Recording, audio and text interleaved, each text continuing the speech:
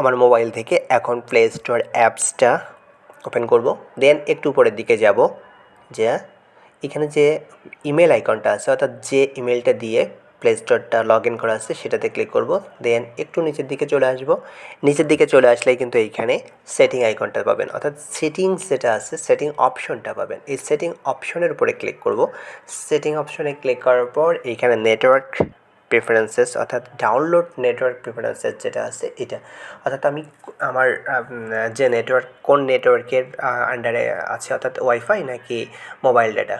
তো এইখানে যখন ক্লিক করব তখন আমাদের পরবর্তী অপশন আসবে এখানে অ্যাপ ডাউনলোড প্রেফারেন্সেস, অর্থাৎ এটা অফার এনি নেটওয়ার্ক নাকি ওয়াইফাই অনলি, নাকি আপনি প্রত্যেকবার এইটা আপনাকে জিজ্ঞাসা করতে হবে। তো আমার কাছে মনে হয় যে এটা কোনো ফ্যাক্ট না। তো ওভার, আপনি যখন যদি এটা সিলেক্ট করা থাকে ওভার ওয়াইফাই অনলি, তাহলে আপনার যদি মোবাইল ডাটা থেকে ডাউনলোড করতে চান তাহলে কিন্তু হবে না। সেই ক্ষেত্রে আপনাকে এনশিওর করতে হবে। এরপর আছে অটো আপডেট অ্যাপস। এটা যেন সবসময় অটো আপডেট অ্যাপস চালু থাকে সেটা এনশিওর করবেন। এমনটা যেন না হয় যে ডন্ট অটো আপডেট অ্যাপস, এটা করবেন না। আপনি ম্যানুয়ালি প্রত্যেকবার আপনার মোবাইলের অ্যাপসগুলো আপডেট করবেন, সেটা খুব বেশি একটা ভালো দেখায় না।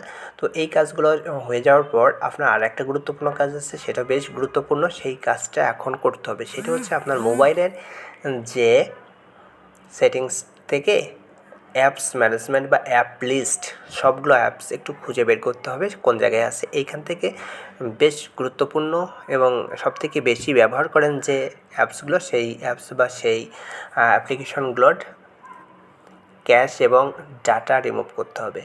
তো সবথেকে বেশি ক্রোম, ফেসবুক, ইউটিউব এগুলোর থেকে আসবেন। এগুলোতে ক্লিক করার পর এখানে দেখেন ক্লিয়ার ক্যাশ এবং ক্লিয়ার ডাটা আছে। তো প্লে স্টোরের অবশ্যই ক্লিয়ার ক্যাশ এবং ক্লিয়ার ডাটা দুটোই করে দেবেন, এবং গুগল প্লে সার্ভিস যেটা আছে এইটারও ক্লিয়ার ক্যাশ এবং ক্লিয়ার ডাটা দুটাই করবেন। আর অন্যান্য যে অ্যাপস সবথেকে বেশি ব্যবহার করেন, ফেসবুক, ইউটিউব, এইগুলোতে অবশ্যই ক্লিয়ার ক্যাশ করবেন। ক্লিয়ার ক্যাশ করলে কী হবে, আপনার ফোনটা ফাস্ট হবে এবং ডাটাগুলো, মেমোরি যে মেমোরিগুলো ব্যবহার করা আছে এগুলো কম ব্যবহার করবে। তখন আপনি আপনার ফোন থেকে আরও অনেক বেশি ডাটা ইউজ করতে পারবেন। তো যাই হোক, এইভাবে যখন ক্লিয়ার ক্যাশ এবং ক্লিয়ার ডাটা করবেন, দেন প্লে স্টোরে আসেন, ডাউনলোড করেন, দেখবেন ইনশাআল্লাহ প্লে স্টোর থেকে ডাউনলোড করতে পারবেন। তো আমি আরেকটা দেখতে হচ্ছে আমার ফোনে এর আগে ফেসবুকে প্রচুর ডাটা ছিল, এগুলো ক্লিয়ার করলাম। দেন এই যদি বের হয়ে আসি, বের হয়ে এসে এবার যদি আমি প্লে স্টোরে আসি এবং প্লে স্টোর থেকে নতুন একটা অ্যাপস ডাউনলোড দিতে চাই, তাহলে দেখবেন যে আমার ফোন থেকে আমি প্লে স্টোর ডাউনলোড করতে পারছি। এবং এই যে ডাউনলোড দিলাম, দেখবেন প্লে স্টোর থেকে ডাউনলোড স্টার্ট হয়ে গেছে। এই যে কয়েক পার্সেন্ট অলরেডি হয়েও গেছে, এবং নিচের দিকে দেখেন এখানে একটা অপশন চালু করছে যে এটা অটো ওপেন। যখন এটা চালু করলে, যখন এটা ওপেন হবে এবং ইনস্টল হওয়ার পরে এটা চালু হয়ে যাবে, আমার কিছু করতে হবে।